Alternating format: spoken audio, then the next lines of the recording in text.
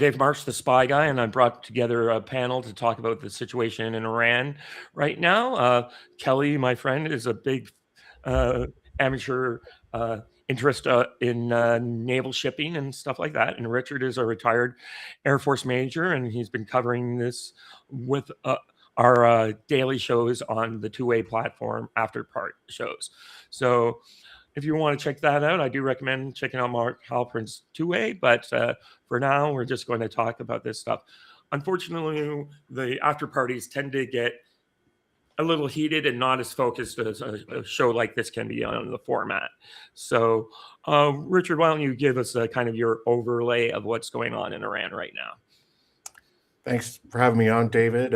It's great to be here with Kelly. I think Admiral Cooper, the CENTCOM commander, gave an update as he does on a fairly regular basis, and that we've conducted over 10,000 strikes. Over 90% of the IRGC Navy vessels have been destroyed. One thing I think of that's very important is that drone and missile launches per CENTCOM are down 90% from the start of the war. And what appears to be a major focus of the air campaign right now is Iran's manufacturing capability for missiles, drones, and their logistics infrastructure. Admiral Cooper briefed that almost 2/3 of that has been destroyed. The reason I say that it seems to be the focus of the air campaign is when you look at the, particularly the B-52s and the B-1s in Europe and England, they are taking off with, tens of thousands of pounds of direct attack munitions, which are obviously very effective against fixed targets, pre-planned targets, and the air campaign appears to be working through its established set of target lists.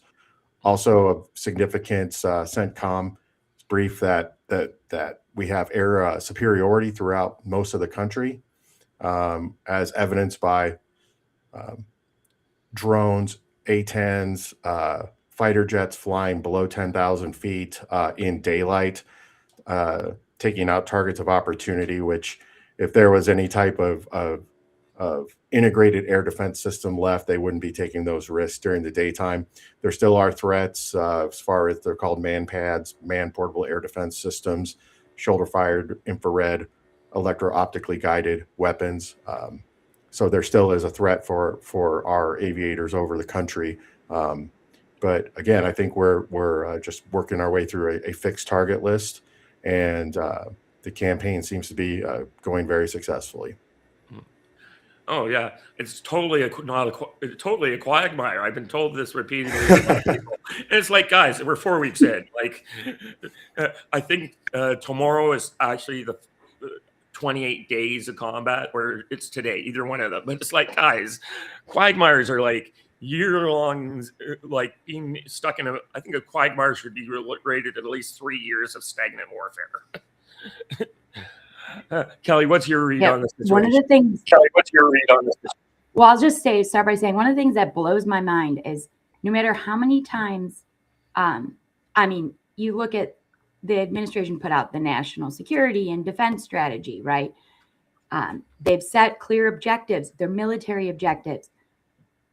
No matter how many times we kind of go over what the approach here is and how it directly lines up with those strategies, so many people continue to look at that a dated lens, right? They're trying to evaluate this quagmire through the same lens that they evaluated Iraq, even though the goals are different. And of course, if you're evaluating it through that lens, yeah, maybe it does look, I don't even know if I'll go as far as quagmire, but even people that know better, right? Should theoretically know better. Don't seem to quite understand that. The other thing I'll say in general, and I think, and I'll tie that into kind of with some of the shipping here, is the Middle East is a different environment than Europe and our NATO alliances, right? That we hear so much talk about, we have these alliances based on trust and like long-term, all this. The Middle East is transactional, right? They will make deals and form them based on shared economic interests, right? And Yeah. we failed in the Middle East previously because we tried to instill Western alliances and goals, right? Democracy, all that. We have to be realistic about the nature of the environment. And I think that's what, Trump won did. And now, now that he's got the right military support and, and Trump too, and I would argue that if he had gone straight through, like if he had won 2020, I don't know that he would have learned as much, or would we have had all these new people in? Yeah. So maybe, and really allowed us to do things like Venezuela, right? If we would have just had the same people. I'll say one of the things as it kind of relates to shipping, and I see it as it's shipping, but it's really marine. It's our choke points. It's all of our shipping lanes. It's shocking how I thought we learned a lesson in COVID, how global supply lines choke up really fast and shut down when there's, and we learned it, but even like Europe too, we don't seem to have done much with it, right? So we're still relying on very globalization style shipping and pathways. And the Trump administration, when they came in, they recognized that we were actually weak. We have almost no merchant marine fleet, almost no merchant mariners. We have very few U.S. flagged ship vessels, cargo ships, tankers, any of it. And we have not really pushed back on the UN regulation, and the International Maritime Organization supposed to control, global shipping. And they're trying to implement this net zero framework that would essentially be the first global carbon tax. And the Trump administration has pushed back on it heavily. And I think we absolutely need to do that. So I want just remember that's going on in the background, because I actually think Trump is using this as leverage when it comes to that. But obviously, the Strait of Hormuz, it dried up.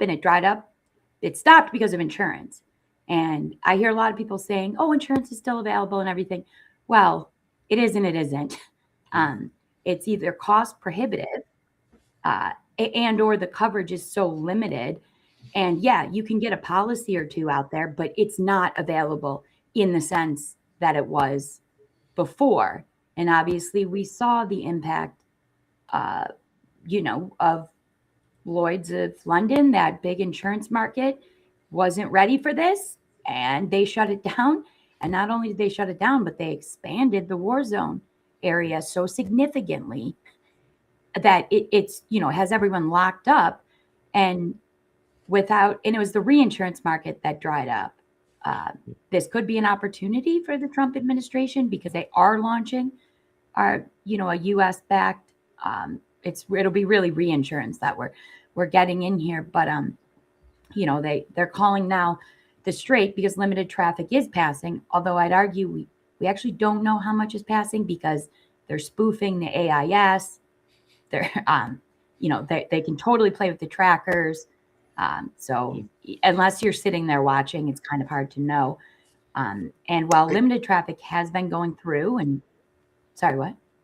Oh, I was going to ask, Richard, the ships that are going through, Kelly, are they shadow ships, or are they registered, or is it a mix? Well, I think we wouldn't know about the shadow ones, right? That probably wouldn't be public knowledge.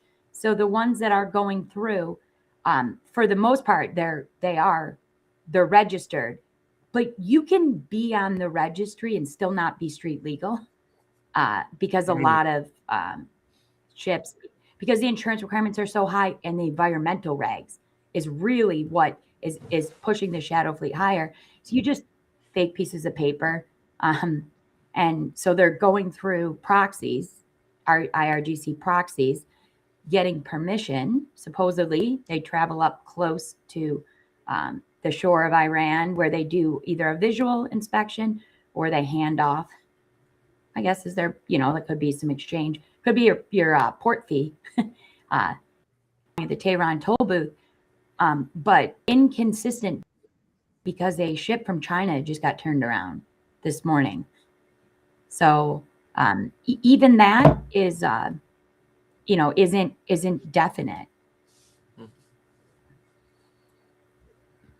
And I don't want to talk too long, but I will say, I think that with all these sanctions we put on over the last few years between us and Europe, we've actually just created an alternative market. Right. This is why I've never the sanctions are not they're not truly having the impact that they are. If anything, it might be helping the IRGC in some way, because as they get more, so they're just funneling, because the IRGC has parallel.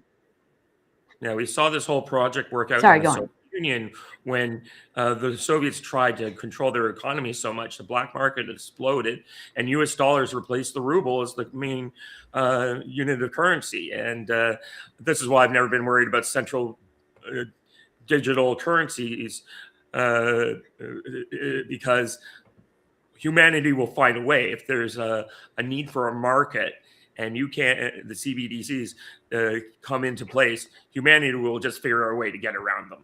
That's what we do. It's throughout history. We just come up with an alternative, and that's what we're seeing here with the creation of the shadow fleets. Is sort of like, a great comparison is what's going on with Netflix and Prime and all the things. They're now more expensive than the old cable services, so people are just going back to piracy. And one of the things is, like, the Russian shadow fleet is so big that the companies that used to recycle tankers, some of them have gone out of business because there's no tankers left to buy, because these shadow fleets are picking up all these old tankers, but these are 20, 25 years old, haven't been maintained. So they pose an environmental challenge too. I mean, you remember years ago, Green got stuck in the Suez, old tankers passing through, get stuck, and now you got oil spilling all over the Suez. It's uninsured, or the insurance is so bad, the insurer looks and says, sorry. Because if they have insurance, it's some of them still actually get legit insurance for part of it. They just fake the documents to get it. But some of them just have really low quality insurance, just enough to, have a piece of paper to pass through. Yeah, smuggling is one of the main things that comes out of Yeah. I think that I think Trump is going to have some serious leverage, though, to negotiate with the IMO, because that actually impacts all of our military vessels too. These new requirements for scrubbers and fuel, and even like ballast water. It's making it very expensive to have a street legal vessel, which is another reason sometimes the shadow fleet's growing, simply because, not because it's a sanctioned product, but because the shipper owner isn't willing to pay for all the, that their boat's not street legal. So they're just, we'll get the insurance, but we don't technically meet those standards. And the European countries are starting to try to board boats, like in the Strait of the English Channel and everything. So. For me, definitely all that's what we're seeing here. Is I see a lot of this stuff as just being I think Trump wants the straits closed, frankly, or as limited as possible, and so that he can bring maximum leverage on the Europeans who have been stalling him on so many things. He can say, you need to settle the Ukraine war, or you don't get your energy. You need to drop all these regulations down to be somewhat more sustainable so people can develop. You can't have your perfect communist paradise. You got to drop all this censorship regulation, or you just won't get any energy. Yeah, or even if it wasn't intentional, he's utilizing the situation to apply the leverage, right? And as he should be. But Europe continues to make their bed, so they gotta sleep on it. They gotta sleep in it eventually. Yeah. Having been following stuff going on in Europe since pretty much COVID, what I've noticed is that the people who run the EU are just not used to being told no, and they have no ability to understand the word no. They just think that you have to set their terms. And Yeah. when someone comes along like a Trump or someone else and just tells them no, you can't. When reality hits them in the face, they're completely blindsided by it. Yeah.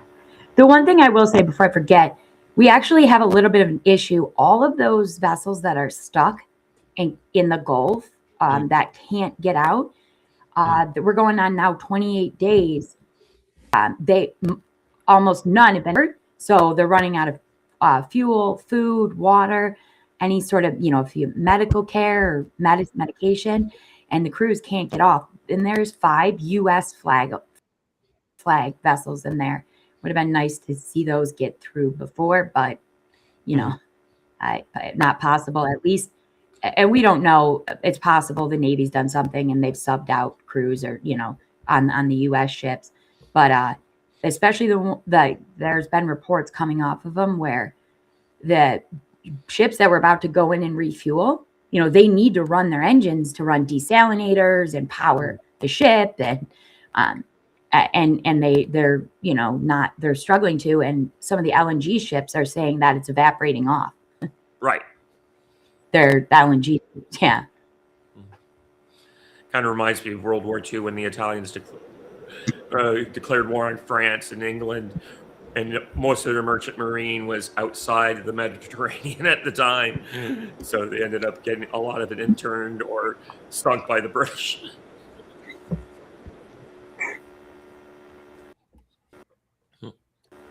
So with the air campaign there, Richard, like we're seeing all this stuff getting blown up, and 10,000 sorties is pretty amazing amount of stuff. But what do we think is going to happen with the supposed ground troops that are going into the region, or do you just think that's kind of a threat or capability in that regard? Well, I certainly think that having those forces coming into the theater, the 2 Marine Expeditionary Units, the elements of the 82nd Airborne, one of the special operations groups out of the CONUS, which is essentially Delta Force or Green Berets, bringing them to the theater gives Admiral Cooper and the leadership at CENTCOM a lot of options. These forces threaten the entire western shore of Iran. They can also be, to my point earlier about having air superiority, they can be inserted deep into Iran. The 82nd Airborne specializes in operating behind enemy lines or deep in enemy territory, securing things like airfields or command and control, munitions depots, all types of things. So if I was whatever's left of Iranian military leadership, it's very difficult to defend because we haven't tipped our hand really at all, and there's so many potential targets that depending on what the end game and the strategy is to win this and end the war, we are really keeping the Iranians guessing, and that's a good thing. And again, all these forces, they're basically a Swiss Army knife of military capability, in addition to what's already there, particularly from an air power perspective, with so much flexibility. And that's not all that's in the bullpen. We certainly can bring more to bear, whether it's conventional forces or special operations forces. And one thing that really, first off, this campaign, it's amazing how it's been so leak proof from the Pentagon and the White House. And one thing that almost certainly is happening is that there is a large scale presence of intelligence operatives in Iran, whether it's Mossad and or the CIA, certainly probably a combination of the two, and what they're able to do, and what they bring to the fight from an intelligence perspective, a knowledge perspective, both targeting as well as battle damage assessment, is certainly valuable. And I would think they would play a big role in how, if we use these conventional and special operations forces, those intelligence folks would be a big part of helping us determine where to use them. Yeah, no, I agree. Go ahead, Kelly. How integrated is the IRGC forces into their conventional forces, or do they run parallel? I mean, I know IRGC is overseen by the Ayatollah, who has the ultimate say, but and where is the threat? Like, is it the IRGC leaders? So they're not well integrated. The IRGC is the trusted ones. Yeah. And Iran is not a very has not been, since the Iran-Iraq War, has not been a very capable military power, which is why they shifted to, instead of having an air force and a navy and an effective army, they focus more on ballistic missiles and acquiring a nuclear weapon as their means of deterrence in the region, which they have a lot of missiles, a lot of cruise missiles, a lot of drones, and that is certainly nothing to dismiss. But the Army, to what extent it is even willing to fight, which is unknown at this point. They really haven't been battle tested for a long time. The IRGC has been the more effective fighting force when they've been used, and has done the primary fighting in this conflict so far. It appears the Army is largely sitting this one out. And the one branch of their military that they still attempted to invest in and make a credible fighting force was their Navy after the Iran-Iraq War. And their Navy is largely gone at this point. Again, we've really decapitated the regime, decapitated the IRGC leadership, and now what is the difficult and repetitious work is what's going on right now, which is taking out their infrastructure for manufacturing and logistics support for their missiles, their drones, and any munitions capability they have. Yeah.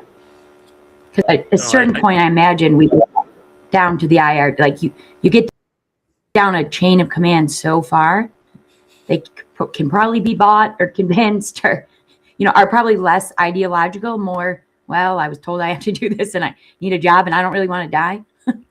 Right. And we just don't know where that is. Right. And I think one thing that's really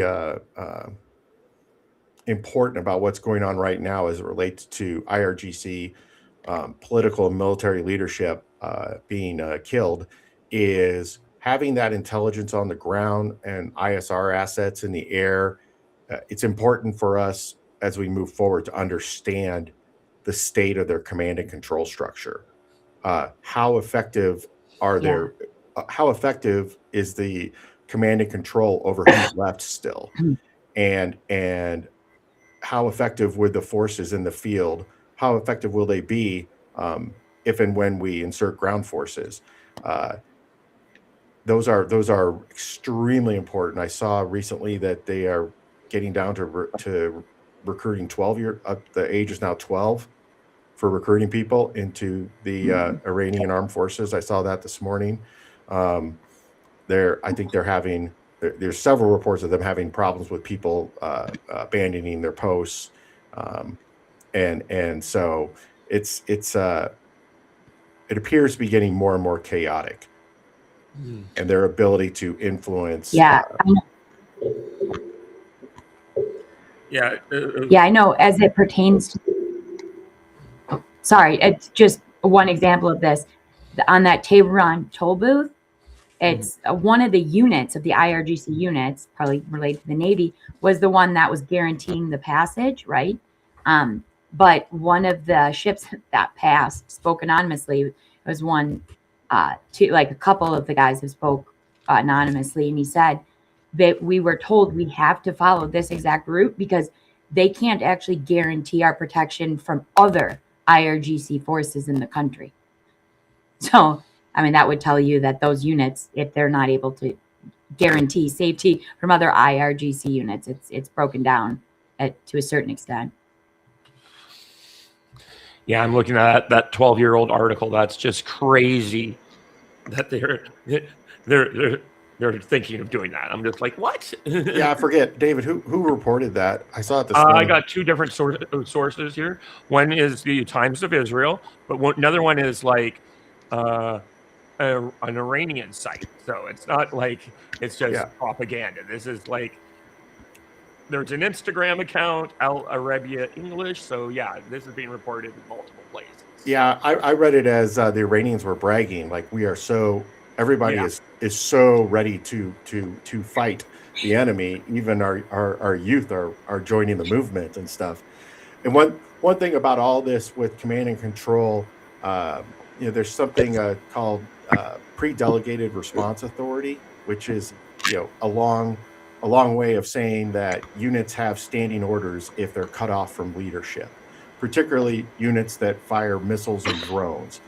And so the fact that Iran is still firing drones does not necessarily mean that there is an effective command and control structure. The Japanese were famous for this in World War II when leadership was killed and they had standing orders on how to conduct themselves from smaller units had standing orders on how to conduct themselves if they were cut off from senior leadership. And I think there's a very good chance that's what's happening right now with missile forces and drone forces inside Iran. Oh no, I can tell you that for sure. The Iran made that was their kind of strategy for in case of war especially after the 12 Days War. They did this first command authority like that to 13 regional units or something, and subunits from there, which is very unusual for that region of the world to do something like that. And I think that is more because they're Persians, not Arabs.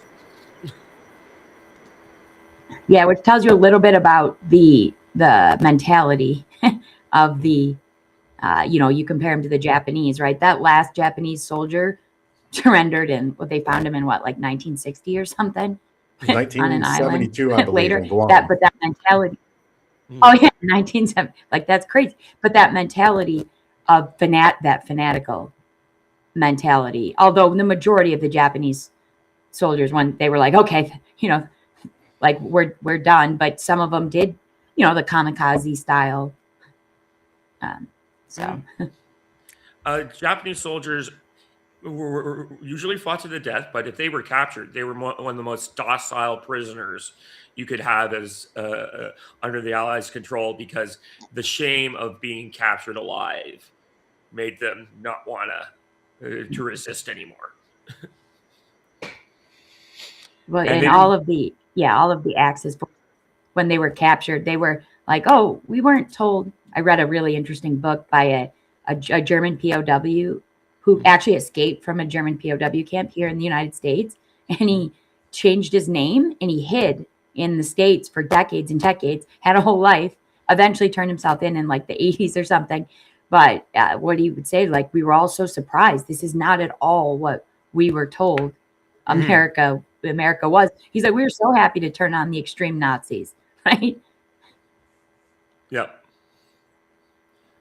No, it was certainly true.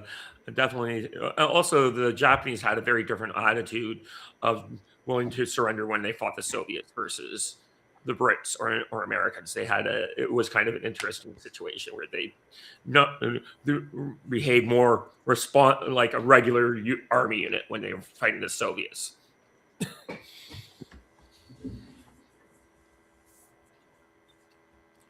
So where do we go from here? So we covered the air war, the possible use of assets. Do we want to talk about likely targets of those assets or something else?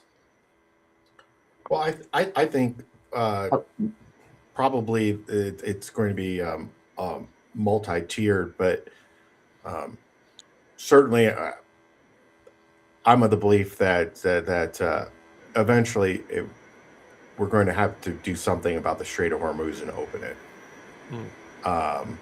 Yeah.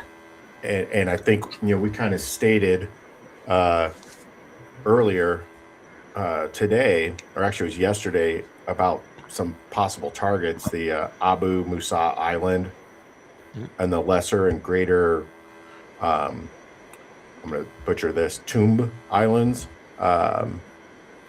and where they are in the Strait of Hormuz and what they do, which I'm sure Kelly can speak to better than I, but I know they're a part of what's going on right now as far as the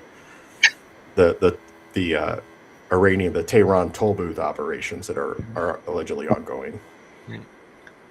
Yeah, I just know that one that's close. That's where they're having head up. That I'm not sure how to pronounce it. Lyric Island. I think in general, one of the challenges with trying to take those is they're also going to be hard to hold, right? So, and I don't see us going straight to card right away, because I also, like, we get there, okay. I mean, it's also dangerous to have troops on there, because if we have a fanatical IRGC and they start launching, they're launching drones and missiles or whatever at us, that's oil storage. I mean, that just goes up, right? I really don't think Trump I don't think wants to destroy that oil infrastructure, because then it all needs to be rebuilt. And I think he knows we're going to have to just flood the market with energy to when this all ends, because we've got to fill up all the storage that's been chewed through, all the floating storage that's gone, and some of the refineries, if they've been shut down. So we're going to need, if I were a betting person, maybe that's when I would start to bet long on some of these shipping companies that are just going to see charter rates shoot through the roof, because there's going to be such a demand to fill to fill storage and all that. So I don't know exactly, because I see him very hesitant, and understandably so, to destroy the actual oil. I agree, some of the infrastructure, like the factories that manufacture drones and whatnot, but I think we're gonna want to get that out. So I actually am not too sure on what the strategy will be there. I do know though that assets, resources are protecting the alternative routes. Like in Saudi Arabia, there is a pipeline that is capable of piping like 5 million barrels a day. Historically, it only piped like about 1 million. It's up to 4.5 a million now. And we have marshaled some resources to secure ships right in that area.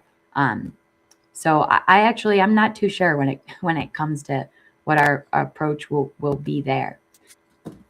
Well, I agree about your oil infrastructure. I don't think anything would be more indicative of the regime surviving in some way, shape, or form than if we destroyed their energy infrastructure.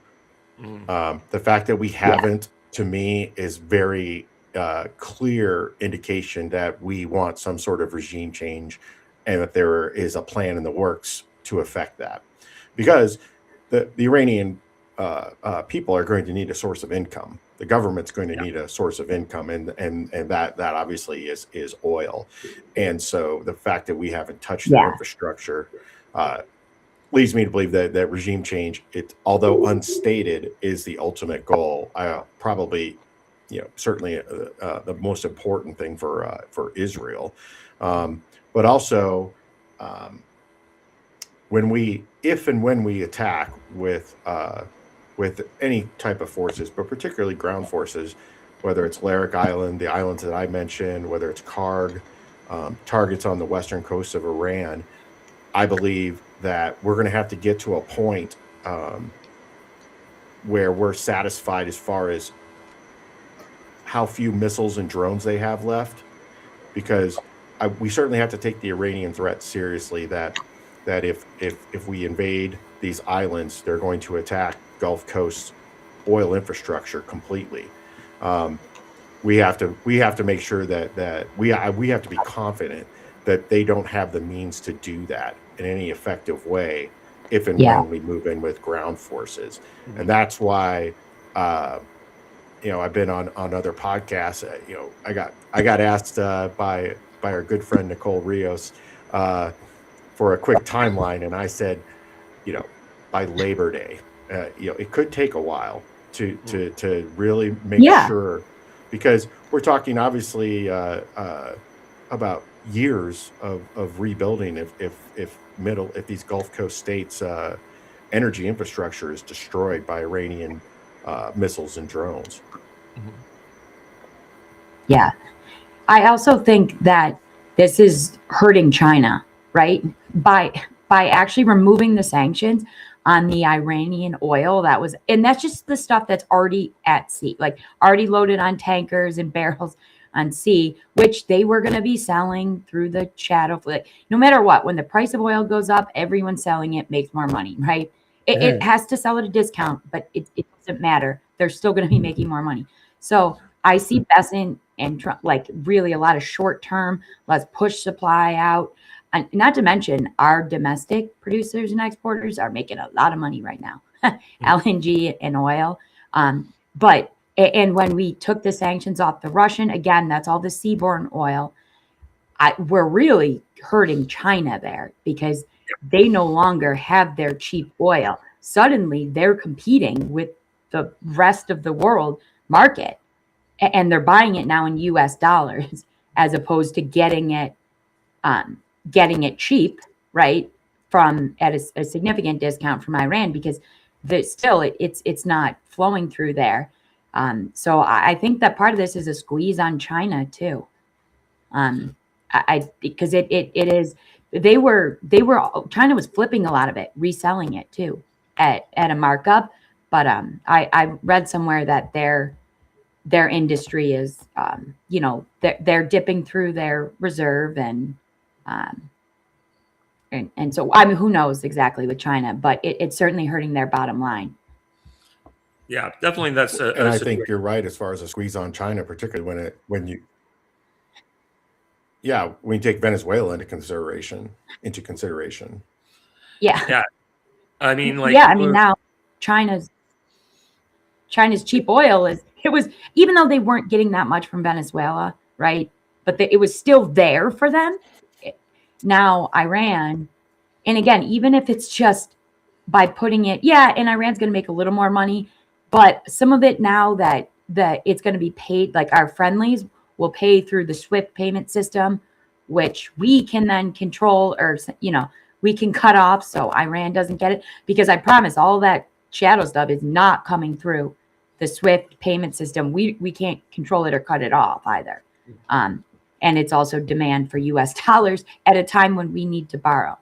What I do think is interesting is Trump cares about the equities market and commodities market, but it's the bond market that I'm really keeping an eye on, because we just simply cannot afford interest rates to get really high. People forget that for the Russians to pull a barrel of oil out of the ground, it cost them $9. So even if they're selling it to the Chinese at $25, they're still making money. We need them to be selling that at whatever the going rate is for our national, United States, Canada's national interest, and that's what a lot of, unfortunately, people who are obsessed with, say, Ukraine or Israel don't understand, is that these sanctions are actually hurting us and empowering our enemies. And so I think Europe fails to understand that a little, because the crazy figure is they delayed their 20th sanctions package, but it's like 70 or 80% of all Russian refined products are being like delivered or shipped or using EU services, whether it's the tankers, the insurance, like, so the EU, if they're serious, they need to stop that, right? They can't continue to buy it. They can't continue to make money off of delivering it. Like they really don't seem serious yet. But I think that especially between now Russia, Venezuela, Iran, where is China getting that cheap oil from? That the glut isn't there.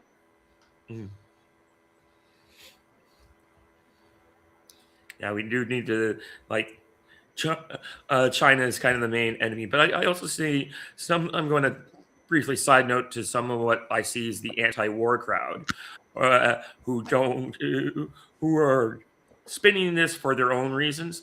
I feel there's a good section of MAGA which wanted alternative things to happen, and they're coming out against the war, not necessarily because they don't think it can work or whatever, but they're pushing the narrative because they're upset that their faction lost to the internationalist faction. A lot of people on the domestic front, some people I even know and have correspondence with and are friends with, and they're just like pissed off that their vision of what was happening is not being translated on the ground, and so they gin up a lot of the war narrative because it's not advantageous to them. The Bannon crowd is who I'm especially thinking of, is that those guys are out there. They had a different vision of how things to go. I know one guy who is like when Venezuela went down, I was like, oh, well, that's obvious reason is that now people in Venezuela will go back home from the States because it's now safe to do so. And this guy's vision was, no, because they're all conservative voters, let's move 50,000 of them into Vermont and New Hampshire and start swinging state elections. And I'm like, okay, that's a very different vision of how MAGA would work out. Is that your guys' impression as well? So, I go ahead, Richard, you go first. I don't know as much about the MAGA crowd. I guess to me, I just wonder, these America First people, like, we can't get our resources out of the Middle East, right? We're going to be stuck there. Like, we can't leave our regional allies and partners with an Iran with ballistic missiles and a navy and nuclear intentions. We got to bring them down to a manageable level so our partners in the region can manage the day-to-day security and stability, so we can get our resources out to the Pacific where I think we need them. And so, yeah, I guess I don't see how we ever get out of the Middle East until it's like we got to stabilize it a little before we get out.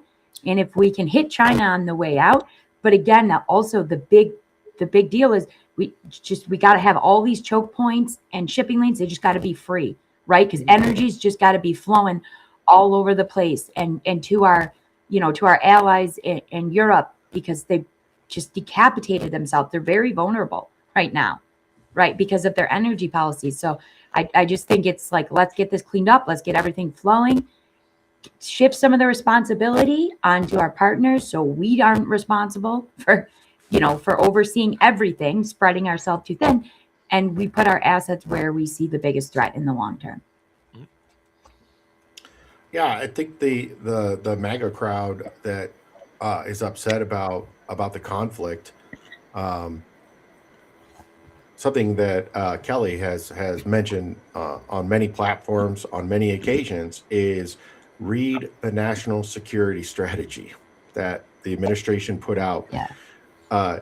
If you read it and make the effort to do some research and understand it, what we've been doing under the current administration really can't come as a surprise to anybody. We've been bogged down in the Middle East for decades. Not much has changed except who's in charge of some of the countries. But when you look at what the president did last year in Saudi Arabia, Qatar, UAE, the Middle East nations that have a vision for how the Middle East, how they want it to look, um, and that they just don't want to be reliant on energy as a source of wealth. And they're expanding to sports and technology and AI and entertainment. Those are real things, and those things really can't be seen to their full fruition if you have an Iranian nuclear armed Iranian regime in Tehran. It's just not possible. Can't have that cloud hanging over the entire region. The Abraham Accords and establishing normalizing relations with Israel, uh, which by all accounts is what led to the October 7th attacks that Saudi Arabia and Israel were close to finalizing their deal, and that was a part of that. Um, those attacks happened only because of Tehran's support and blessing. And when it comes to what's going on now, my question to the people that are opposed to it is, would you rather have, if you're concerned about the Straits of Hormuz, then you really should be concerned about a nuclear Iran controlling the Straits of Hormuz, because that's even worse than what we were dealing with before. And I saw a really interesting quote this morning, and there's debate on who said this, but you can beat 40 scholars with one fact, but you can't beat one idiot with 40 facts. And so I don't take anyone seriously who starts off their argument that Iran was not a threat to the region and the world. And if you don't recognize that, I can't really, in good faith, have a conversation, let alone a debate about what's going on in that part of the world right now. So again, and it's also very frustrating. I get it. It's frustrating for people that there aren't leaks and the administration speaks very scatterbrained at time. But I believe that they have a strategy and they just don't tell anybody about it. And our Israeli allies are the same way. They haven't said much either. And there's issues in Israel, obviously, with Netanyahu and the support he enjoys or really doesn't enjoy from the people and the domestic political situation there. But again, there's so many options and there's so many potential outcomes that I think it's hard for anybody to speak definitively right now about what it's going to look like. One thing I forgot to mention earlier about these forces that are going into the region too, I mentioned deep strike, but one thing I think might be very, very important is some way, somehow, capturing or ensuring that the enriched uranium is it's either destroyed or that we take it. It was the wild card after we struck Fordo and Natanz and Isfahan last year is where is this enriched uranium, and that it appeared that they had removed it before we attacked, and I find that it would be difficult to ensure that first military goal of destroying their nuclear capabilities if we can't some way somehow account for that enriched uranium. I think it would be hard to declare that military goal as successful when this is all said and done. Yeah. And I think, we were talking about the oil in Iran earlier. We've got to leave that infrastructure. And I wouldn't be surprised if once we're done here, Trump actually pushes everyone to buy as much oil from Iran as they can, because they're going to need that income to start rebuilding. And again, I mean, you look at these other Middle East Gulf states that have been smart.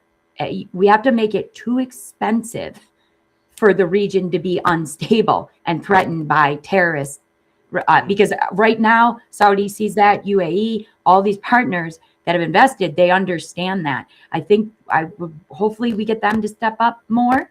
But again, I understand some hesitation until we maybe really decapitate the regime fully. But again, in Iran, give the people some economic opportunity. some incentives so they have a stake. Let life improve a little.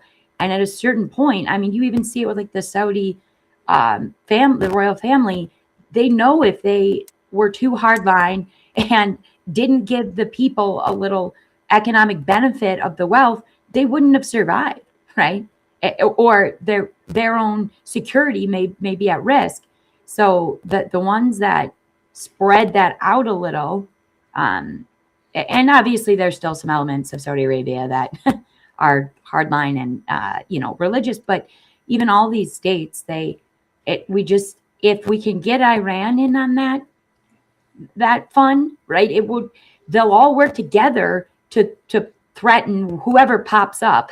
They'll want to whack them down quick because it will be too expensive to their societies and to their prosperity to allow those little threats to pop up. That's certainly true. The question is, those the hardliners there. A lot of them went away after the Vegas shooting, which leads people down some conspiracy rat holes. But that the real point of the Vegas shooting was that there was an attempt on MBS's life, and that the shooting was a big cover up. I didn't really. Oh, I didn't really know that, but yeah, there's a yeah, lot. I think that's why that's a lot of conspiracy stuff. There's a good episode of Tucker, if you can stomach it still, that he did with a guy about that. And it was kind of fun. It just kind of like, because there were all these reports of like helicopters, gunships in the air. And it looks like his, he might've been in town to have some fun, and some of the hardliners tried to take him out because he was moderate. Yeah, I personally can stomach some of it, just enough to know what they're saying, right? To know what different people are saying. But and again, I think we have to be realistic about. I heard somebody yesterday talking about, well, a refugee crisis, and like what is the new government we're going to install in Iran? It's like, no, stop. You're still looking at this through the a lens that we're not there. So long as they're not a threat. Right. They're not a nuclear threat. They're not a threat to the strait. They're not a threat to their neighbors. And they don't undermine the economic security of the region. Right. And that's, again, these more transactional alliances and partnerships based on shared economic interests. And we go that way. It's going to look different than it does in Europe, because the reality of NATO is there's an overlying security umbrella that we provide. Right? Germany and France don't. We kind of took their militaries away from each other because they, for how many years, had them on their borders and were threatening each other. They still have conventional militaries, but because there's a higher level security umbrella, that alliance is going to operate very differently, in my opinion. Well, I mean, their armies are pretty paltry now. I mean, they're talking about. The UK, if they were to try to deploy to Ukraine, they could maybe muster 15 to 20,000 troops. This is far away from the British Army on the Rhine concept. These guys, and what did they discover when they passed conscription in Germany? The only people interested in joining were Muslims. And Merz is like, maybe it would not be a terrible idea. It's not a good idea to give hundreds of thousands of Muslims guns.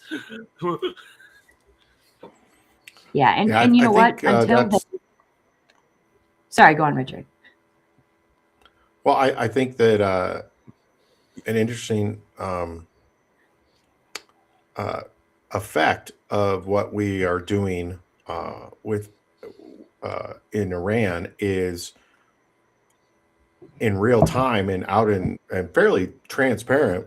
With President Trump, we're seeing the pressures and the stresses of our relationship with our European allies.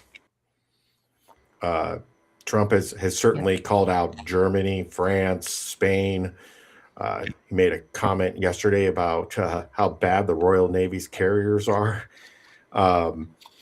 He called out Germany, said we were there to help you with Ukraine and you won't help us. And what that so seeing the stresses in these relationships, sometimes this whole dynamic, it's kind of like everybody in your family getting together at Thanksgiving, and you got a couple of crazy uncles saying crazy things, and everyone's like, I can't agree with that, even though he's kind of right.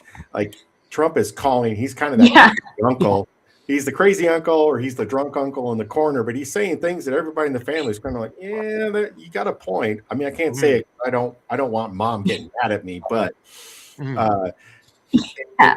and these stresses in these relationships, I think what's going to be interesting is who ultimately is going to support what post-war Iran looks like, assuming the regime is gone, the IRGC is not in place. Who's going to support it economically, diplomatically? It's certainly not, hopefully, it's not going to be destroyed like Europe was post World War II, but there's going to be a significant amount of rebuilding that has to be done in parts of the country, certainly Tehran.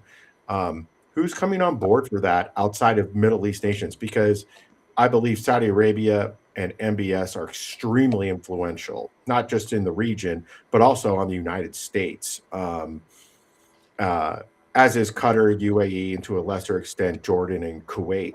But what kind of global effort, what does it look like post-war in helping Iran in every way, shape, and form so that they don't fall back into, what they've been for the last 47 years? And quite frankly, the world's a better place with a peaceful Iran. The Persian people, look how successful and important Iranian immigrants have been to the United States. Mhm. You'd be hard pressed, and I'm sure Canada as well, David. You'd be hard pressed to find people who have not, over the last 47 years, come in touch. They're our neighbors, friends, that have dealt with people who fled Iran post revolution, but their contributions to our society and our nation have been significant. The Persian people have been repressed for almost half a century now, and what a free Iran would look like, and the benefit that would provide to the region and the world. I don't think it's hard to place a value on that, but it's certainly significant in my opinion. Even if you only removed the damage their proxy forces are doing to the region, right? Even if you just start there, eliminating their proxy forces and the havoc they're wreaking in the region, that alone allows for, think of the impact that has on all the other countries that have just because of them and their proxy forces. Then eliminate the threat of Iran. And the potential, and I agree, I think we're going to have to rebuild, and possibly we're going to need some building that hasn't been happening because money's been going to IRGC, investing in ballistic missiles and programs. Like there probably some infrastructure in Iran that not only will need to be rebuilt, but will need to be built to begin with, which is good. Jobs, right? Construction, put people to work, give them opportunity. But I agree, it's going to be about the investment, who participates, and if some of these European countries wake up and realize that the fantasy world they've been living in. I mean, I just think it's so telling. Germany, MERS flew to the U.S. a couple days after this started and quietly, got a deal from Trump to be, Germany was excluded from some LNG import sanctions and restrictions, right? Quietly. And so MERS, like to your point, Richard, MERS is, he's afraid to admit it because he doesn't want to get voted out of office, out of his position, although he might with the ADF anyways. But they're sitting there and they're like, we have to do it because we can't keep the lights on. The biggest risk to our country is not being able to keep the lights on, right?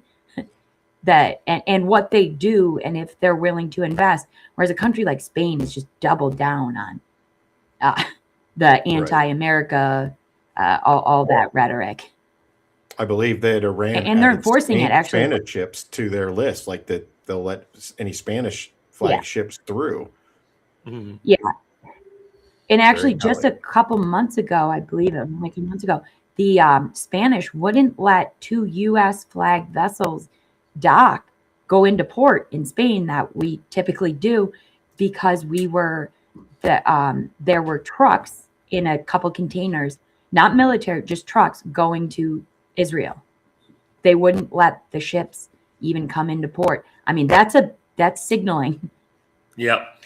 Right. And Trump, I think previous administrations would have just been like, meh, but no, we got to push back on that. And we did. Mm. Well, and I think threatened space. Mm-hmm. You bring up a really good point. We threatened back really quick. We threatened back. Mm-hmm. Yeah. Mm-hmm. Go on. Sorry, go on. You bring up a good point, though, about our relationship with Spain.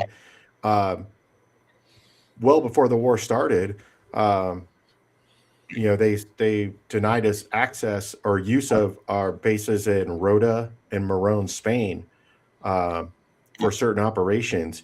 If you go to Lajes Field in the Azores, which is part of Portugal, and west of Portugal in the middle of the Atlantic Ocean, there's a wonderful YouTube channel, but it is overwhelmed with U.S. Air Force KC-46 tankers that normally would be in Spain at either Rota or Morón air bases, which have far more are far larger and have more flight line to accommodate these large aircraft. And these aircraft are important because they're a lifeline for the B-2 bombers flying from Missouri to hit targets in Iran. Their flight paths go almost right over it. So these tankers are there to support that. But normally they'd be in Spain, which is far more suited from a logistics standpoint, the airfields and where we would refuel them at. But just one example. And so I use Spain as, I think it highlights a murky problem in a specific relief. And that murky problem is every single European nation, we can't treat our European allies as one. We have to look at each nation individually. Spain is not as good of an ally to the United States right now as Poland is. Yeah. By almost every measurable metric, Poland is an outstanding ally. Spain is failing us in many, many ways. And the dirty little secret that, some people don't like to hear is we are NATO. The United States guarantees the security of Europe. Yeah. And anybody the Secretary General said that a few months ago, and that's just a fact. And it's not just about a military angle. Yeah. It's also the weapon systems that our European partners use and the training they get. NATO is nothing without the United States, and that is not being jingoistic or beating my chest about America. That's an absolute fact. And I think we need to that's just the reality on the ground. Yes. And post-war Iran, I think, can be an outstanding stress test on our European partners about who's willing to help. Because you know what? The United States at this stage of the game is not within range of Iranian missiles, but there's a good chance a lot of European capitals are. They have they have skin in the game whether they like it or not. And that's, again, I tell some of my friends in Europe, you may not like being pregnant, but you are. And you can't be a little bit pregnant. Yeah. You either are or you aren't. And you are pregnant with an Iranian problem. And you need to be a part of the solution. Yep. And that is something that I have a lot of confidence and faith in this administration. Even though they do it at times very bombastically in public, I have a lot of faith in the administration to keep the pressure on our European allies that, hey, listen, you enjoy your lifestyle because of the United States and the protection we provide with NATO. Mm-hmm. And you need to help us when it comes to post-war Iran and figuring out how things are going to look so that we all end up in a better place. And nothing has been more arrogant. You both have brought this up. If Europe, first off, they know that we'll protect them through NATO, but if they were really serious, they would have stopped buying Russian energy a long, long time ago. And They just haven't. Yep. And that really to me says all I need to know about how Europe feels about the Russian threat. And unfortunately, the Ukrainian people are caught in the middle. And that's a whole Yeah. other topic. But Yeah, no, I But heard they're lollygagging. Europe's lollygagging on it has now backed them into a corner because now they need, like they didn't cut it off. They let this war drag on. They spent a ton of money. A bunch of people died, right? I mean, these are lives. Innocent people have been dying for years. And the Ukraine's lost territory, right? And they're probably going to have to force a settlement now where Ukraine, gives up it. And then Europe will be back to relying, if they can't get this energy security out of the Middle East or whatnot, or if they don't domestically start, to produce more or access what they've got, they're going to continue to rely on it. And it's bullshit, in my opinion, to say we're cutting off Russian oil and gas if you're just buying it through Hungary.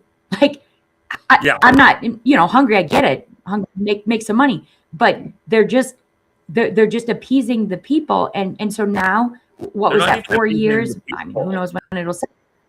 It's the 4 years people of who are running the European Union are not representing their people. They just ignore the wills of their people constantly.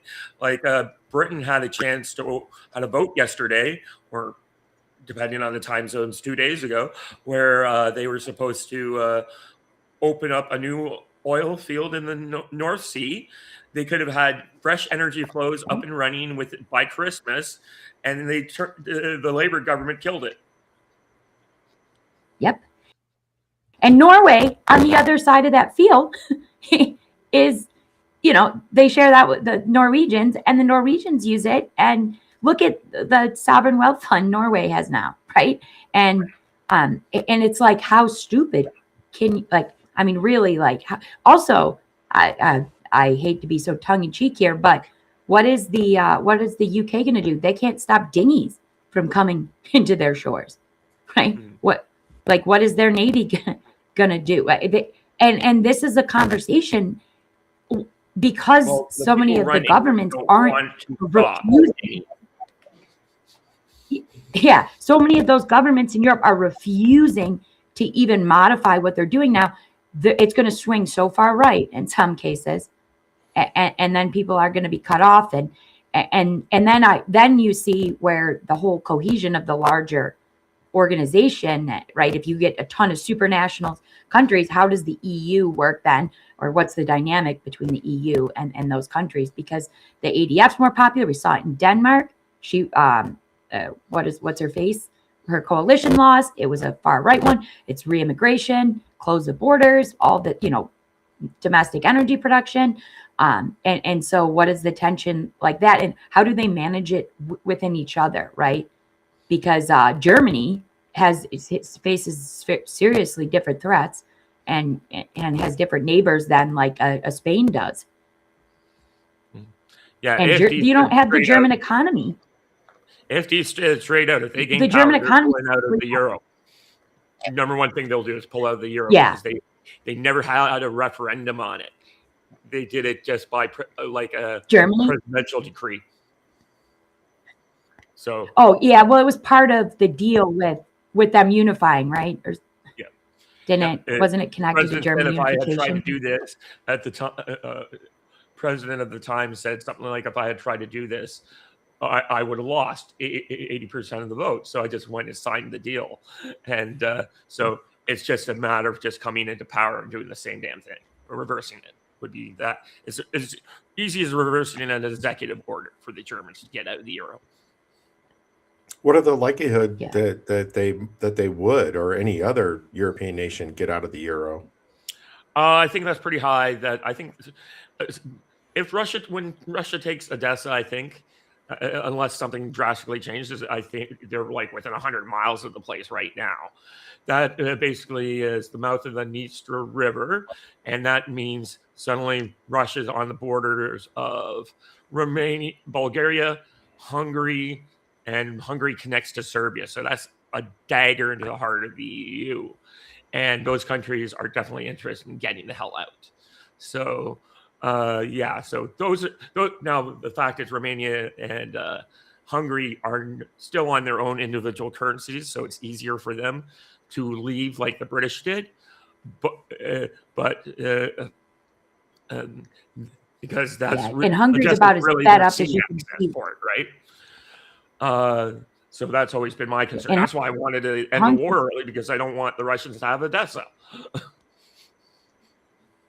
yeah, and they're close to Zaporizhia too. And Hungary specifically wants out because Ukraine won't fix that pipeline. So Yeah. Hungary now, and they're especially pissed now because it got damaged.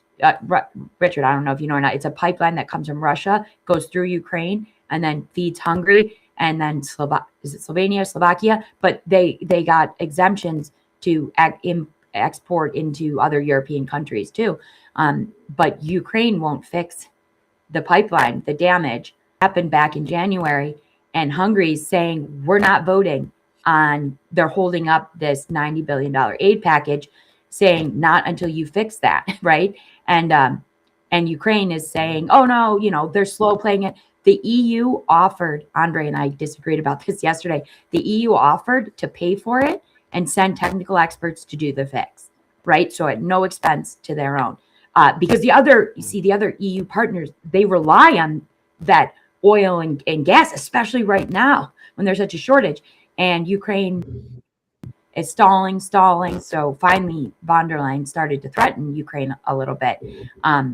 But they're, now they're slow playing, like, oh, let it in. I understand why Ukraine doesn't want to fix it, right? Because that funds Russia and their war.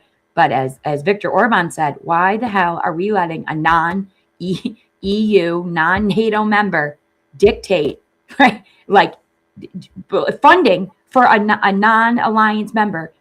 Why are we letting them dictate? Like, we already have an energy shortage. We're in extreme crisis right now. And we're about to give them $90 billion more that we don't have. And so it's interesting now where von der Leyen, the EU now has to do something, and they kind of have to force Ukraine to do it because the other allies, and if Ukraine was such good allies, they would be ensuring that during an energy crisis, these countries were getting their energy, right? Also, Ukraine gets transit fees, so they're actually hurting themselves. They're so needing money. Yeah. They were getting the transit fee the entire war from these pipelines. So, but see, Ukraine supposedly Ukraine. Yeah, they were skimming off the top, but they don't want Orban reelected. So I've heard that they're not going to do anything until after the election because Orban is like enemy numero one in the region for Ukraine. Yeah. My guess is Orban will get 55-60% of the vote because that's just how the Hungarians see it. Yeah. Yeah, my cousin has an au pair. She's from Hungary. So she came over like a month ago, and she was saying she didn't know as much about the politics, but she actually brought up, she said, well, I didn't tell a lot of people I was going to America because I knew like my grandparents would want to talk me out of it because there's war in the streets. I'm like, what? Like, she's like, oh yeah, and she's like, I'm here on a visa. I don't want to get shot. And like, again, the mainstream media feeds into this. And I was like, you're not going to get shot because you're not going to be protesting ICE, right? You don't do that. And then she goes, she's like, but what I thought was funny is there's basically war going on right next to us too. And so many of us Hungarians are so frustrated and we want the Ukrainians out, right? And we want the war over. But she's like, but when we hear about America, and she's like, I get here and that's not it. And she's like, we want, she's like, if you read the European news, Orban is bad. But if you read the local news, Orban is good. Yeah. And she's like, when she told her family she was coming to the States, they were so upset. And they're like, oh, you're literally worried that she's going to get shot in the street. She wouldn't get shot in the street. She could get, but she should definitely watch her back on the subways, from what I can tell. Well, she lived in Tampa, Florida, in a nice suburb. There's no subways there for sure. Yeah, she's not. She's going on boat rides. And she's not. She's taking the kids to the pool. Yeah. Yeah. I was like, just don't visit Chicago. Yeah, definitely. So it will be interesting. I do. We think we're so propaganda. I'll just say one of the things that compared to the Europeans. Yeah, and they're propagandized probably too in a different way. I mean, obviously, there's a lot of anti-America hate, right? And for the EU, it's definitely better that the anti-America we're directly threatening, and plus we're calling out their domestic mistakes. I mean, nobody wants, right? Nobody. It's like no kid in class wants the teacher calling them out for all the mistakes they're making all day, especially when the kids can vote on who the teacher is. Well, and then one of the things that I find really, sorry, go. No. Go ahead, Kelly. Oh, I'll just say quick and then I'll wrap up. One of the things that I find frustrating, and that's why I'm happy to have this environment, is we have to be able to just talk about what's going on, right? Not through this partisan spin, because it's that partisan spin or agenda that is all the misunderstandings and the facts and gets people hyped up and worried and creates so much anxiety. Mm-hmm. Yeah, and I think what Vice President Vance said last year to the European Union members about cleaning up their houses and getting things in order, it kind of goes to our conversation earlier and my point about stress testing our relationships with all these nations. And again, treating them all equally and that they're all equally valuable and they're all doing a great job, or treating them all like they're doing a bad job is a disservice to our national security and our well-being, as well as the NATO alliance, for example. We just, again, you can have 10 siblings. It doesn't mean that you care about all 10 equally, or that you have a great relationship with all 10 just because you're brothers or sisters. And I think Europe is slowly understanding that's the case with this administration in them. What concerns me is that there is there could be a lack of consistency in stress testing these relationships when the current administration is no more. And that, one of the reasons of Cold War and NATO, one of the reasons we were so successful over that time is that as U.S. presidents came and went, the general policy towards the Soviet Union did not change drastically. Yes, there were some pivots and whatnot. We're not going to buy this weapon system. We're going to abandon this. But we're not going to place missiles in this country or that country. But by and large, every U.S. president post World War II appreciated and understood the threat the Soviet Union posed to Europe and the United States and to North America, the United States and Canada, and treated them as such.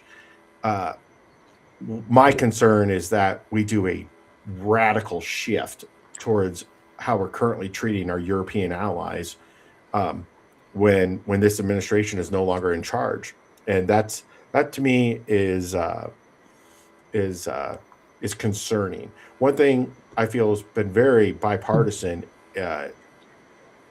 is nobody was upset when President Trump made Europe pay their fair share in the NATO charter about contributing to the defense of and the operations and training and everything that goes into supporting NATO.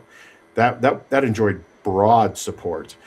Even though I'm sure some Democrats, it was difficult for them to have to answer that question and say that they agreed and supported it. But those are the types of questions that were, again, I like to call it the stress test of our allies.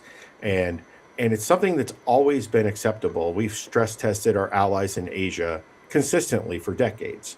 And not in a bad way. But hey, listen, if you're going to do certain things, you may not get certain things in return. We may not offer you this weapon system. We may not allow we may not run this exercise in your nation. We may not. There's so many quid pro quos and the diplomatic back and forths, and the idea that questioning or stress testing our European allies is somehow so abhorrent and beyond the scope, and it's offensive to the international order. It's offensive to me that people would think that it's a problem. Uh, relationships Absolutely. yeah, relationships are constantly evolving. You have personal, professional relationships, diplomacy, they're constantly evolving. So the idea that we as the ones who are writing the checks for the most part and guaranteeing their security, that we don't get a say or at least have a conversation about how things are going in Europe and how things are going in the nations of Europe is ludicrous to me. And I would say the same thing. I don't care who the president is. That's why we have a State Department. That's why we have diplomats. Is they're supposed to be evaluating these relationships. That's why we have embassies in these nations, maintaining relationships and reporting back about what's going right and what's going wrong. And I really hope that post-war Iran uh, and the opportunity that provides for the international order to come together and do the right thing, and also it gives us a chance to really evaluate with actions and not words who's willing to put up and really contribute to that effort once this conflict is over. Yeah, well, I'll say about that. Yeah, I think the purpose. Oh, you go and then I'll go. Yeah, I was going to say, we have our friend the Admiral in the two-way chat, and he's always going on about the influence of the Israeli lobby, but we forget that they're kind of small potatoes compared to the Atlanticist lobby, the NATO lobby, all those groups in Europe that have been really running the show with America for the last 80 years, since the end of World War II, and during World War II. And we never hear anyone complaining about them other than every so often, like the anti-war movement comes up and starts talking about these guys. But we really never hear about that in the mainstream media. It's all Israel this, all Israel that. And it's like NATO is way more entrenched, and Europeans and the British are way more entrenched and have far more influence than a little country the size of New Jersey. Yeah, well, it's like with the UN too, right? Here, we're going to fund this organization that is going to make rules that make us fight with one hand tied behind our back. While we fund it, we pay, right? We allow them to penalize all of our economy, our ships, right? And then we've got to provide China with money because they're a developing nation, right? And they pass laws like condemning slavery, right? I mean, and ask for like, come on, like that the fact that we weren't pushing back with this, the IMO, the UN, it's a subset of the UN. It was going to be the first global carbon tax. You start there, that's the door, right? That's the wedge. You open it, right? Suddenly, it's going to be the UN controlling this and writing the rules and getting the money. And then what do they do with the money, right? Where does it go? How does it manage? My guess is they're not policing equally, because I think we just saw that with that slavery resolution. If they equally cared about issues, right, they would be condemning all slavery, including the slavery that's happening right now. Not something that happened hundreds of years ago, right? That was stopped. So I like that. The UN, we got to stop that, right? I mean, that's crazy in my opinion. Not to throw a hand grenade into the room, but I am curious what your opinions are on how the war in Ukraine ends. Kelly, why don't you go ahead first, because I have a fairly good idea. Yeah, I think honestly, I mean, I don't know all the facts. Probably the sooner, right? Ukraine continues to lose territory. It's taking Europe's eye off the ball. The further Russia pushes forward, the closer they get. And what is our return here on investment, right? And what does it do for the region? I'd argue that it might be more destabilizing to some of the European neighboring countries and allies. Whereas if we can just stop it now, cut it off, if the U.S. is going to provide security guarantees, I'm a little mixed on this. We've excluded Russia so much from the economy and everything. And again, we kept pushing NATO forward, right? I don't think we should have ever said Ukraine's definitely getting into NATO. And, and obviously we shouldn't be, there should be no coup run by the American State Department and CIA to topple leaders. But I'm a little torn. Do we start to, because I think what we saw here was sanctions didn't work because the economies weren't tied in enough to be effective. So again, and it's different circumstances, but if we can make it too expensive for Russia to be conducting war, right? Then I don't know, is that best? And do we just stop the killing and at least stop them from taking more territory? Okay. Well, here's some things to consider. So the idea that we were ever going to defeat a country that has 11 time zones with a few hundred attack missiles was just stupid. This is a country that in World War II took anywhere from the recent estimates is 28 million dead between their military and civilians. And we thought we could just bomb a few cities and they would surrender. This is not the Russian character. They are one of the most, they call World War II the Great Patriotic War.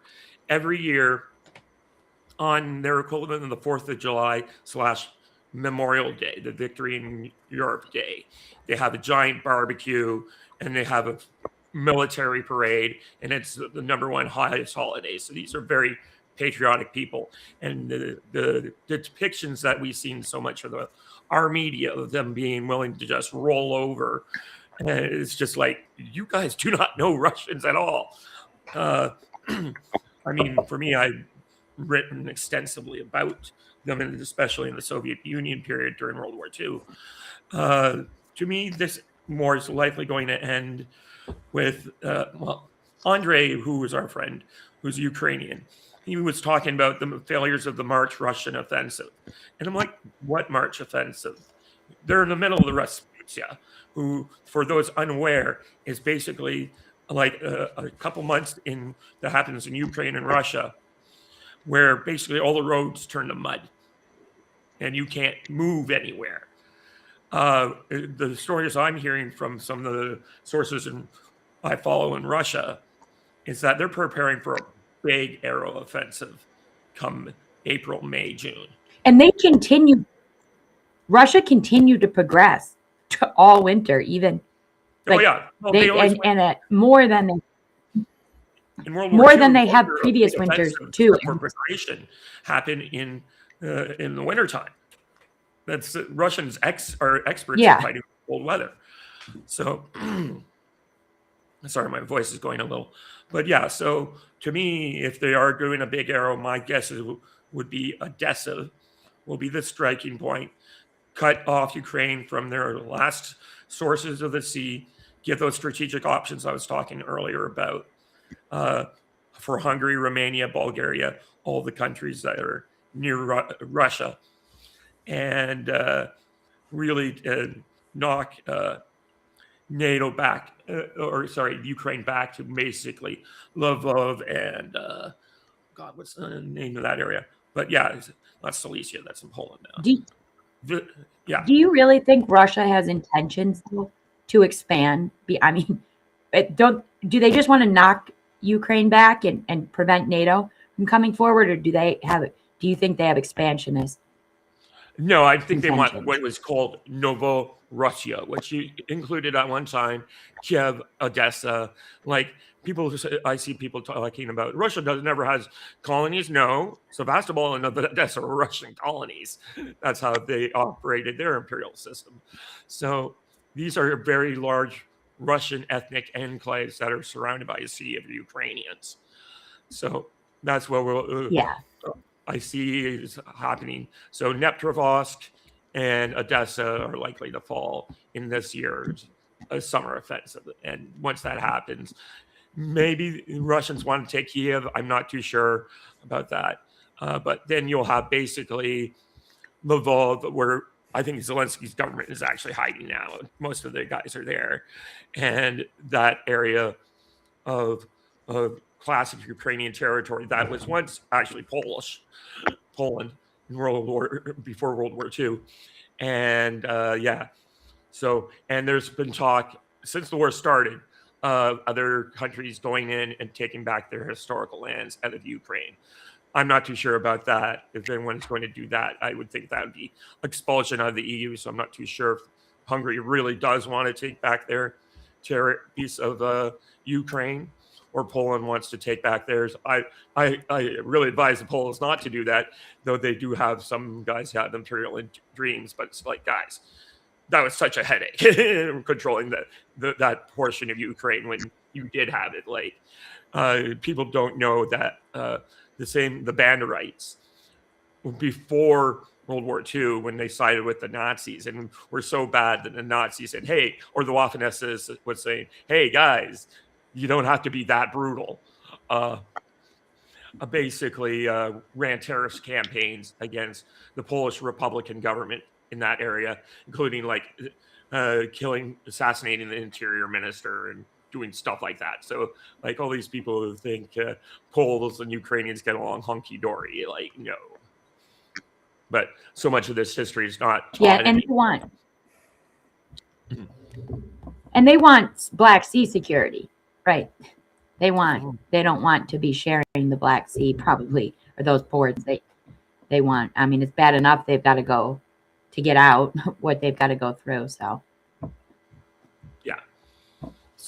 that's kind of my thinking. So that's why I've been pushing for take the deal, Zelensky. I understand you got people who think this is terrible, and I think the Europeans want to have this idea that history ended with the formation of NATO, and we can't have wars of expansion anymore. But I think I've kind of maintained ever since Putin crossed the line, we're going to see other border adjustments just like this one, and that's human history. What's your thoughts, Richard? So I think the real quagmire is Russia, Ukraine. It's I've always maintained the belief that the U.S. intelligence assessment was that Ukraine would be taken over by Russia in a matter of days or maybe a couple of weeks. Mm-hmm. And also that the U.S. NATO assessment was Russia wouldn't invade. Because if you believe Russia was going to invade and you believe the intelligence assessment of how quickly they would take Ukraine, you would have done something. Yeah. And we didn't. And up to a few days before the war, Zelensky, everybody was saying they're not going to invade. Including me. I was at my birthday party saying would be the sixth time this year that Russia was supposed to invade Ukraine. Right. Exactly. And the way we've treated Ukraine across multiple administrations, Bush, Obama. Obama was famous for the 2012 election, talking to the Russian president, saying everything's going to be easier after the election. Again, you can't be a little bit pregnant. Either Ukraine's an ally or they're not. Yeah. And so I would hope that Zelensky at some point takes a deal. And I get it. It's hard to concede land. But to David's point, wars of territory and wars of occupation still happen. And Russia's gained some territory, and they aim to keep it. If we get Ukraine to get to some type of peace deal, and the war ends, then another opportunity. You can lump Ukraine and Iran kind of into the same boat as far as a post-war plan. The Marshall Plan post-World War II was largely, I defer to the historian here, but was largely a government plan I think post-war Ukraine, post-war Iran, we're looking far more along the lines of entrepreneurial plan, with governments supporting and enabling from a security aspect, from a infrastructure logistics aspect. But let's let these successful companies, let's let these smart people that have in many ways revolutionized our lives, let them get in there and do things. And I think also a post-war Ukraine probably involves some U.S. military being there, even if it's on a rotational basis. This was kind of there's a blueprint for this before we allowed a lot of the former Warsaw Pact nations into NATO. It started with U.S. Units, military units, doing training with them, whether it was Army surface air missile units or air defense assets, or U.S. Air Force fighter tanker assets. It was a process of showing, okay, we have to feel each other out. We've been on the wrong. We've been at each other, pointing weapons at each other for decades. And I think right now that would probably be the best solution, is for Zelensky to take the deal with broad support for rebuilding Ukraine and investing in Ukraine. And I get it. And it's also complicated. I'm by no means a Ukraine expert as far as what Eastern Ukraine looks like. I know it's complicated with Ukrainians who speak Russian, and a Ukrainian friend of mine, he said, "Oh, take like 2 U.S. states where you have people live on both sides of the border." He's like, it's complicated, and I appreciate that, but the idea that this war is going to be settled militarily somehow with complete victory for one side or the other, I think, from the Ukrainian perspective, that's just not going to happen. And so we need to get to a settlement. But I also think that, like, Putin only respects power. I thought President Trump meeting with him in Alaska was just a bunch of pomp and circumstance, and really never had any chance of going anywhere. But we can make Ukraine, not just the United States, but Europe, again, another stress test for our allies, to invest in Ukraine, allow Western companies and entrepreneurs to invest in Ukraine, with again the building on our already good relationship militarily with Ukraine. Ukraine's armed forces have performed very, very well. In many cases, Ukraine has taken U.S. weapon systems, and from a tactical perspective, done things with them that we have not, particularly the Patriot missile system. Ukraine is, at a tactical level, the Ukrainian military has fought extremely well, and very, very bravely, very valiantly, considering what they're up against. And so, again, I think that post-war Ukraine, post-war Iran are opportunities for the West to make an impact and make these places better, but more importantly, make them stable for a long, long time, hopefully. Yeah. Like in my lifetime and all of our lifetimes, we can never remember when the Middle East wasn't crazy. Yeah. It's always been an absolute you-know-what show. From the time we remember being alive. Some of my first memories are my father watching Nightline during the Iranian hostage crisis, because he would never stay up that late. But by God, he did it every single day. And it was the first time I heard my father utter profanity. And he's like, goddamn Carter's not going to do a thing for those people. Like, he was furious, and it consumed him. And that's kind of, the Middle East has been a mess for a long, long time. And let's face it, the biggest reason for that mess has been Iran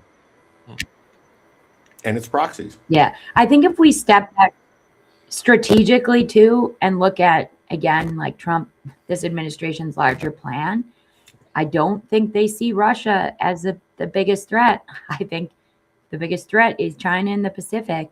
And it seems like this administration is going to work towards more normalization of relationship with China, or I'm sorry, Russia. So we don't end up in a world where it's the United States against Russia and China, or where they're cozied up. And I don't know exactly what that looks like, but I'm sure that there is going to be pressure on Ukraine and even some of our European allies.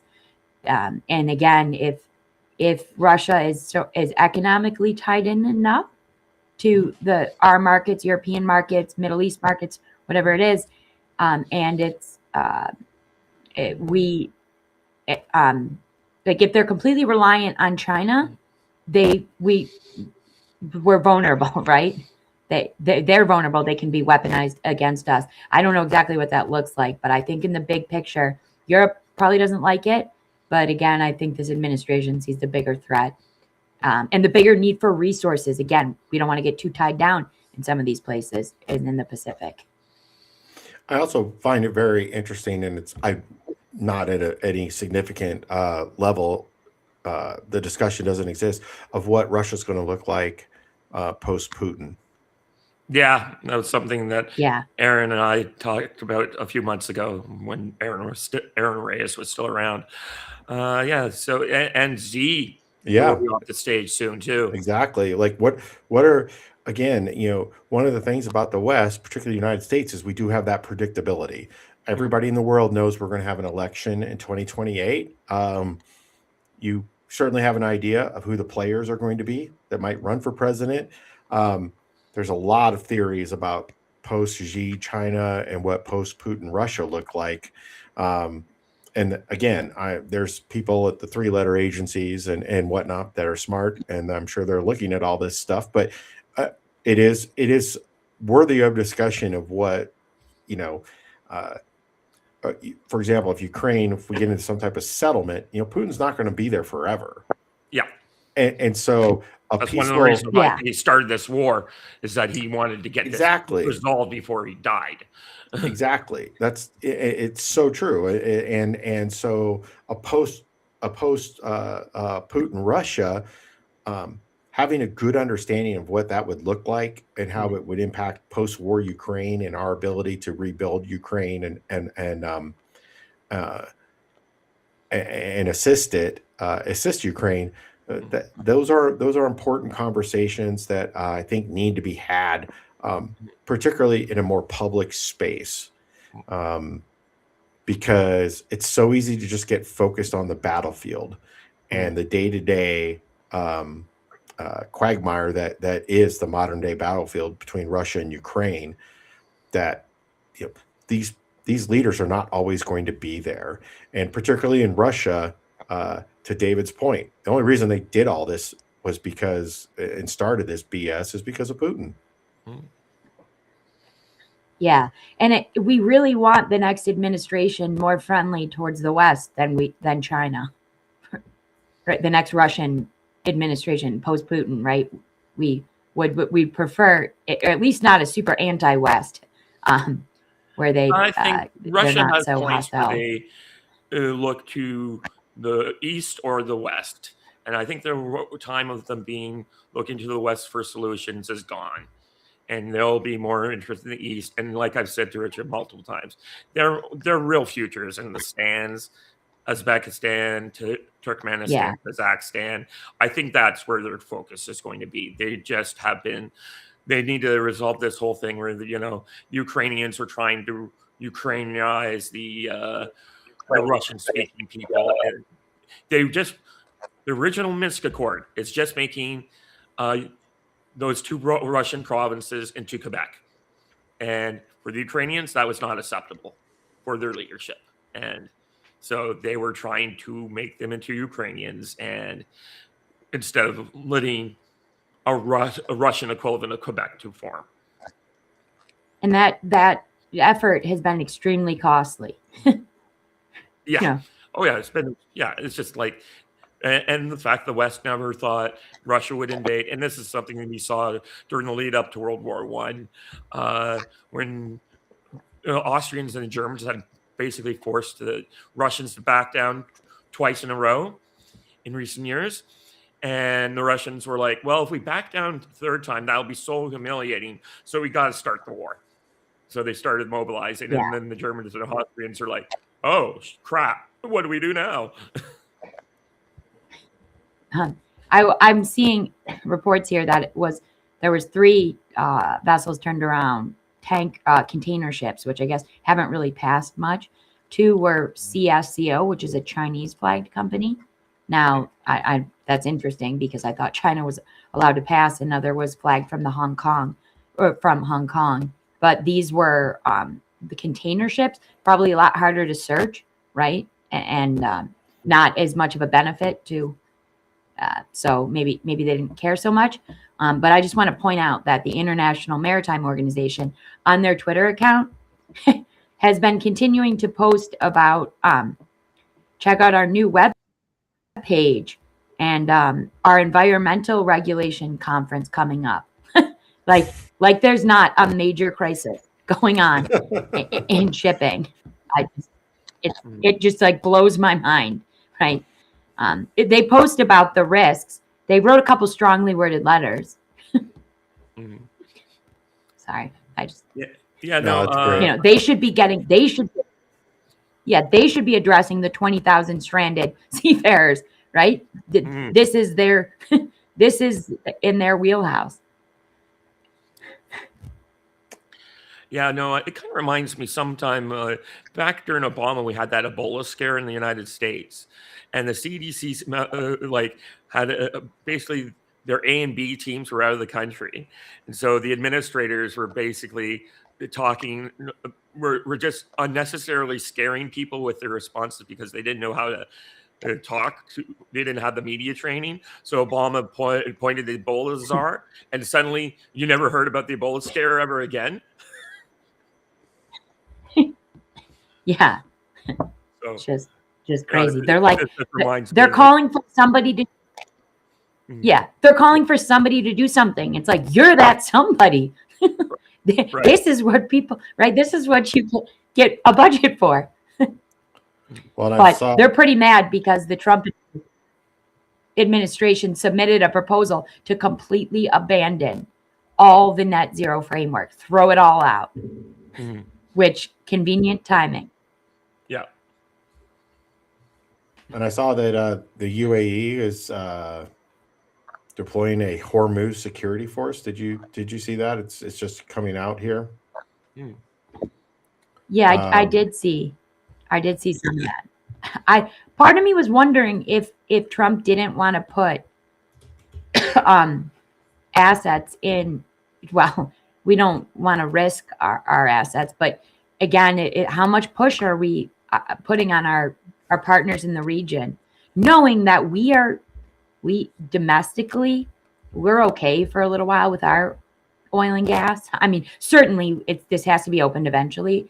But I guess our farmers typically, like, they usually buy their fertilizer when they sell last year's crop, right? They don't want to be without it. So our farmers are good for there's some, we're eventually going to need, some of the things that are coming out of there. But given that we're the largest exporter of oil and LNG and we have our own supply, I'm wondering if part of the idea is not to just automatically have the U.S. Navy do it, but build a coalition force. And maybe part of the idea with our troops coming there is we're the threat.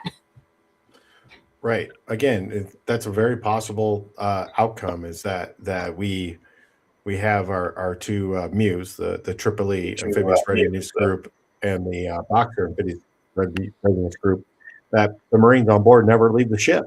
Just the threat of them being there is enough, which that would be wonderful. Yeah, that's been my thought too. It's just having the assets in play just to make people have to second guess what they're doing. And Yep. It's again, there's so many options. Could these troops theoretically provide security? Like, let's say we get the head of the prime, I don't know, the Iranian, the guy who's head of parliament, and the other guy that we're negotiating with. Could we theoretically, if they're willing, like IRGC threat is eliminated enough, these guys are just there to protect the Iranian, like these more civilian officials as they take over the government, or they just serve as a backstop. So to allow these more West U.S. friendly leaders to take over. Well, so for example, the Marine Expeditionary Units. Again, I've said it on many platforms. I believe I've said it on this channel. They're a Swiss Army knife of military capability, and a lot of that, amphibious operations, crisis response, and very limited contingency operations. For example, a specific contingency operation that Marine Expeditionary Units and the Amphibious Readiness Group, which is, LPAs, LPDs, these different types of ships. But one of the things they're really well suited to do, for example, is NEOs, non-combatant evacuation operations. So, which they've done over the course of history many, many times, getting Americans out of certain countries, particularly in Africa, where, okay, we're going to evacuate the embassy staff and their families, things like that. They certainly can provide, to your question, Kelly, they certainly can provide security operations on a limited scale. Again, it's not an army division with 20,000 plus soldiers. It's a couple thousand Marines, which again, they're Marines, so that's a potent fighting force, and they're capable of doing a lot of things, but they're limited in scale, which is why probably my biggest pet peeve since the war started, as far as coverage and the conversations, is boots on the ground and the definition of invading Iran. It's like, invading Iran is going to take a long time. I mean, when you're talking well over 1 million troops actually in Iranian territory, and we just can't get those amount of forces into anywhere like that in any quickly. That's for sure. So all these people like Lance who are, if you're like, we're going to invade, like, dude, it takes a year to pre-position that amount of firepower. I wish we had the maritime assets that we could move that many people that quickly. But we just don't. That's it. We don't. We can't. Right? Like, we couldn't move all of that cargo over, which is, I know, something the administration's working on rebuilding. Yeah, it is, and it goes to the whole point. It's like putting a couple of tanks on a C-17 while you can move them there is a really inefficient way to move tanks. You'd rather put a ton of them on a ship, but we just don't have the ships anymore. Yeah. Oh yeah. Yeah. They need to be rebuilt, and it limits our operations, right? And so we know in the Pacific, right, we need to start building them because to get those those assets over there, it's just one of the craziest things that ever happened in World War II was the whole idea of flying bombers over the hump in India into China and carrying the bombs on the bombers, and doing a resupply that way. That was like, what are you doing, FDR? Exactly. I get you want to support the Chinese, but trying to do a strategic bombing campaign out of China is just nuts. And I think, our shipbuilding problem, one of the real things we need to address, and this is a problem with Congress, which Congress is full of problems, is we need to embrace our partners, particularly like South Korea, and their shipbuilding capabilities are impressive. And as somebody, when I was in the Air Force, has seen South Korean industry up close and personal, and how good they are at building and maintaining aircraft. They license build the Arleigh Burke class destroyer, and they do it much faster. And when they take it out for their shakedown, getting the ship ready, their cruises, getting all the kinks worked out of the ship, their quality assurance, their quality pass rates are far higher than U.S. shipyards. And we need to embrace that, which I understand is a threat to the shipyards in America. The American shipyards need to be robust and busy as well. But the amount of ships we need to build, I think there's plenty of work to go around for everybody. Yeah, and it really, the president's identified that, but it's a challenge with Congress to get it done. And if we really want to get serious about building ships in our shipyards, we have so many of our environmental regs, especially coastal environmental regulations, that make it that have either made it cost prohibitive to run the shipyards, or marinas. You see it because they're brownfield. They're labeled, quickly labeled a brownfield, or to do some of the work, repair some of the ships because of what might come off of them and all of it. So we might need some sort of federal waiver at some point and say, hold on, like, because even state by state, you've got the different regs and they're harder. And it's just marinas in America. They're just not really being built. It's being a boater, I know that, but we're going to have to get out of our own way a little bit. Some of this too, because if we can't construct the shipyard, or we say you can't do X in the shipyard, you can't work with X materials or whatnot, then we're never going to get them built or have them to be repaired. And you're right. And I also think that, Huntington Ingalls Industries, Newport News Shipbuilding, all these companies, like, there's no competition to build U.S. Navy aircraft carriers. There's only one company that does it.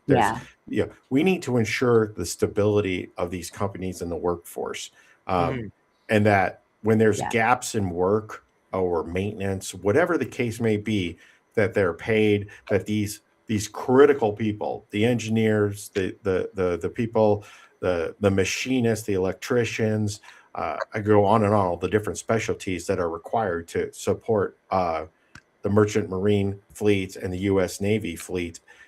They need to have stability in their lives, because we can't afford to let them go or have them even entertain the idea of moving out of, you want somebody to walk in as an electrician in their early 20s at Newport News Shipbuilding and make a career of it and spend 35, 40 years at Newport News, Virginia, and become an expert on whatever ship they're working on. And I think that's something that this administration understands. And it's also something that elicits broad bipartisan support, because whether you're a Republican or a Democrat in Congress, when it comes to your district, you definitely care about jobs and job stability. And one thing that ships are built in Connecticut, Maine, Virginia, Mississippi. One thing that they all enjoy, these districts, is broad bipartisan support for the shipbuilding industry. And again, it's not a sexy issue, Kelly, but by God, it is important. No. Our shipbuilding issue, we have to address it. And we also, if you compare it to the world wars, I mean, we have so many more regulations now, and we just simply we're not producing the raw materials or we're not manufacturing the steel like we used to be. So we're actually building a further step down the supply chain. And in those wars, we didn't get involved for a couple years, right? We started building things to sell to the Allies first, and it gave us time to ramp up and everything. We probably couldn't have entered World War II and too much earlier than we did, and field an army and a navy, and send our forces over. And we don't seem to have learned this lesson, right? But now we don't have this luxury of that couple year gap, because if we're going to war with China, we have a bigger hurdle to jump over. And that's where you maybe use the defense, some of that defense. If we have to overrule, we're going to have to override some of these environmental regulations for the physical facilities, as well as I think we got to just look at the UN and say, we're done with your environmental regulations for our ships. We're done. Our U.S. Navy's not going to, right? Because I promise you, all these other countries are not, right? Some of them are definitely not as worried about it as we are. And if it's adding significantly to the cost, or it's stopping us from producing some of them, I think we got to decide what our priorities are. Well, we've been streaming for about 2 hours now, and we've had up to anywhere from 1 to 4 watchers, so that's pretty good for this particular show. So, I need to get some other things done today, but I'll be glad to see you Yeah. perhaps later tonight. So I'm I want to Absolutely. thank my 2 panelists for coming on here and having this discussion. And do you guys have anything you want to plug, or just happy to be here? Yeah, no, great chat. Love just having a discussion. That's what I'm interested in. Yeah, thanks for having me on your channel again, David, Kelly. It was great to participate in this with you. Agreed. Like it's just fun to have a conversation where there's not contention and not a political slant on things, and just obviously politics does matter, but to have a real discussion based on what's actually going on and the facts of the situation. So appreciate it as always. Thanks, David.